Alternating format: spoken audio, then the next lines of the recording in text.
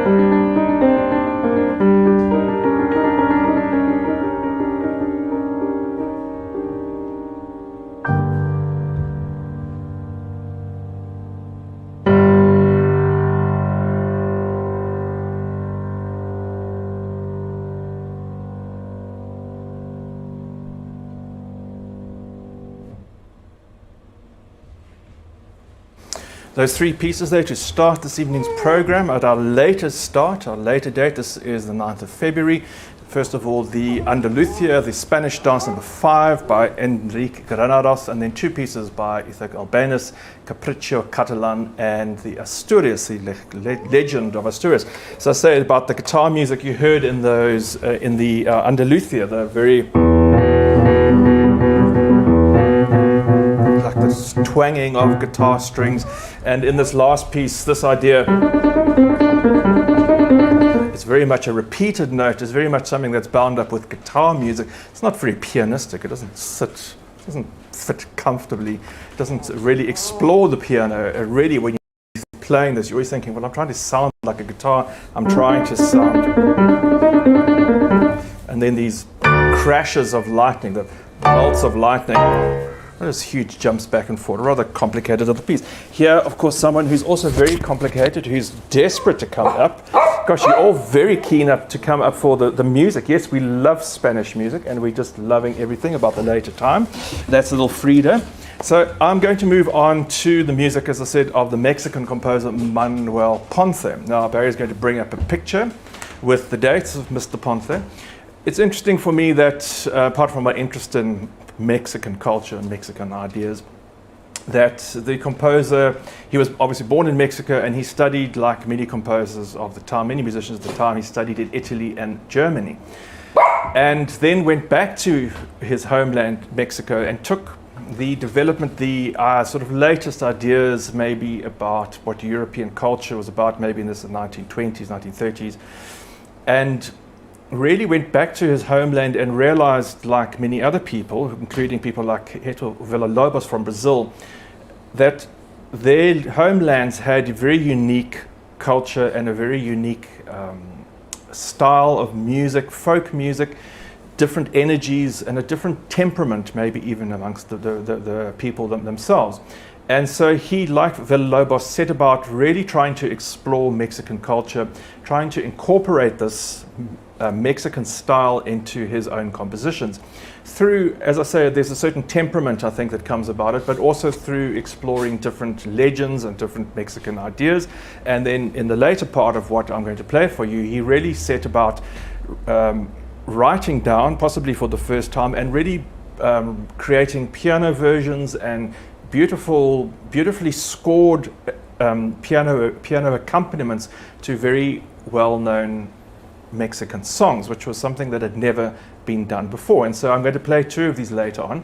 One, a very important concert, apparently he gave in a very important concert hall in Mexico, where he played as a concert pianist. He played an entire program based on Mexican popular songs, which caused a huge uproar. And this was a big shock for the local audience, because they'd all come to an erudite classical performance expecting here Beethoven and Brahms and Schubert and Chopin, all these great European composers of the previous century, like we generally have in a concert hall recital. And the pianist arrived and played Mexican folk music. No matter how beautifully he played it, it was quite a shock, because this was something that people looked down upon generally. And he really did such a great deal of work in bringing this to a wider audience, writing it down maybe for the first time, incorporating the style, and really including something of his own voice and his own background in the music. And that's something we're going to see later on in the music of Astor Piazzolla as well. So the pieces of music that I'm going to play for you as a set, I start off with his Intermezzo, which has become quite popular in recent years. It's a very lovely piece, and a piece that I enjoy playing as well. I'm then going to move on to a Romance d'Amor, Romanza d'Amor, Romance of Love. And here again, there's a certain melancholy and a certain sadness in this music. It's beautifully written. The way the phrases are constructed are very unusual, and I think might even owe something to traditional Mexican music. Then going to move on to a little piece that he wrote called the Scherzino Mexicano, or the little joke, scherzino being a little joke, a little light-hearted piece that has a unique Mexican rhythm. So here you really get this sense of the Mexican rhythmic play coming in to a piece of classical music that he wrote, which was very contrasted and very different to European music, certainly of the 19th century or even of the time. And then two of these songs, he wrote a book of 12 Mexican folk songs in beautiful arrangements. The one's got even just a few bars of an extended piano version in it. The two songs, the first of which relates the story about a young orphan who's sitting under a palm tree, and he says, I'm an orphan, my parents are not with me, I am all alone, and I go wherever I please like the waves of the sea back and forward. And of course it's a very somewhat of a melancholic, sad song. And the second song about a man, he says, I drink because of my wife, she makes me sad, but I love her so much. She makes me drink when I'm sad, and she makes me drink when I'm happy. So it's a very charming little piece of music. And then the very last song that I would like to play of his, a piece of music that really brought him to a very great international acclaim, Estrellita, My Little Star. This is a very beautiful song that he composed in a very unique way. He really brought, during this time, the idea, this kind of crossover between classical and popular music, writing an original classical song, you might say, but in a very nostalgic, I'm getting a frog in my throat, a nostalgic, atmospheric way. And interestingly, many people recognize this melody. They're not quite sure where it's from, but in fact it really has been adopted in popular culture, and even a very well-known version by the violinist Jascha Heifetz. And interestingly, Heifetz, as part of his concert series and part of his concert performances, who even toured, I was approached by a music historian, who was writing a book about Heifetz and about his tours in South Africa. He played in Pietermaritzburg and in Durban, as well as in Cape Town and Johannesburg. I think this was in the 1930s. And part of his program was often to play very popular melodies. And so from the classical repertoire, he took things like some Debussy, including Clair de Lune, Dvorak's Humoresque. So those are classical pieces, but they're such a popular idiom and written in such a direct, approachable style. And then one of the pieces Heifetz also arranged was Estrellita by Manuel Ponce. So you might recognize that from the Heifetz arrangement, that it really brings together this very nostalgic, interesting crossover between classical and popular worlds.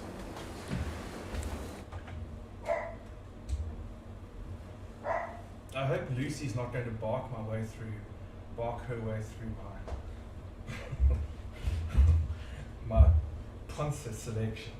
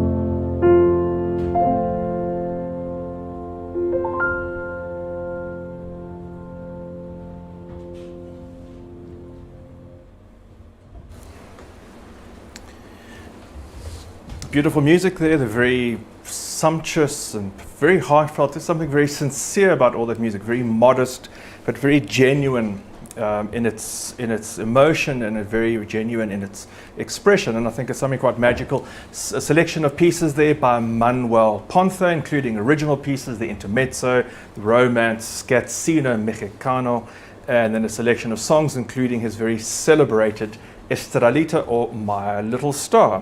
My little star, little Lucy, is sitting here, but she's ignoring me at the moment, which is a good thing. Lucy, no, I spoke too soon. Here she comes, Lucy. No, you've got to keep quiet. As soon as I stop playing and start talking, Lucy, no, her cue is here to arrive. Okay, Lucy, you can come up quickly, because everyone wants to see little Lucy, the little star. You must look at the camera, Luce. Oh, no, okay. Luce is having a very difficult time. Luce is very upset. She's needing a lot of attention at the moment. We don't know quite what's going on. Luce, is there something you want to talk to us? Would you like someone to message you? One of the viewers can phone in and have a private conversation with you. There's something I don't know about. Do you think that's a good idea, Luce? Okay, obviously is. No words. Thanks, Lucy Lou. Now, our last section of music, I thought what we're keeping in this selection and this idea of popular songs, so many popular melodies from Ponce, but also in the first section, those beautiful guitar melodies that we all know and love. I thought it would be interesting to continue this theme. So I'm going to play a duo of pieces to start off, which has got quite an interesting little background. I start off with the very celebrated song Granada, about the Spanish city of Granada, but composed by a Mexican composer, Agustin Lara. He was a writer of popular songs, and he wrote this, I think, in 1930s or so. And it's such a uniquely Spanish sound in the way that he writes these idioms, the various elements, and it's got such a great bravura to it. It's sung by popular singers, by great operatic singers. It's identified, linked to certainly people like Jose Carreras very closely, and the three tenors. It's such a brilliant song. It's not a piano piece, so I'm really just making up my own thing around it. But it's going to link quite interestingly to the next piece, which is very much associated with Mexican culture, and that's a song called La Paloma. But it in fact is written by a Spanish composer. So a Spanish song written by a Mexican composer, and a Mexican song written by a Spanish composer, La Paloma, a very beautiful melody, this habanera tango rhythm that lulls us into a very restful and a very casual gentleness with this undulating rhythm in the bass. And again, you'll hear this harmony, this close harmony in thirds, as I said, particularly associated with Catalan music. And then I move on to end that section again from Albéniz, the tango, his celebrated tango, written in this very undulating style, very soft rhythms. But then I move to end off this evening's program, the real tango, or the Argentine tango that we all know and associate with Astor Piazzolla and his very exciting Libertango, or tango of freedom. Liberation. It's such a simple little idea, it's a simple melody, but actually very difficult to bring across with just two hands. There's so many different musical ideas going along. I'm making up my own improvisation, my own arrangements, and a little bit of extemporization about it. It's going to bring the program to an end in a very substantial and quite brilliant and exciting way.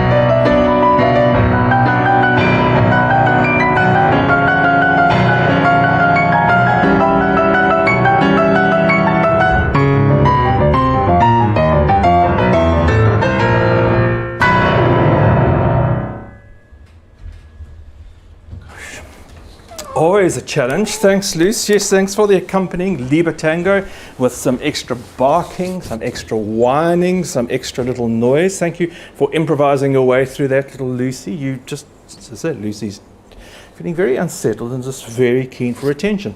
So Liebe Tango, they're bringing that, gosh, really a popular mix to the end there. I started off with Granada by the Mexican composer Agustin Lara, and then La Paloma by the Spanish composer Sebastian Heredia, and then ending off with the very celebrated tango, almost a popular song in itself, by Isaac Albéniz, and then Astor Piazzolla's Liebe Tango in a very loose arrangement of my own, sort of improvisation around the idea. And that brings us, of course, an end to this evening's stream. So I hope you've enjoyed tonight's session in the new time slot of 7 o'clock and not 6 p.m. Please let me know either email or on Facebook if you're enjoying this, how you're enjoying this change, or whether you think it's a good idea or not. And we had to create a new little title sequence at the beginning because, of course, it wasn't starting at 1800 hours but 1900 hours now.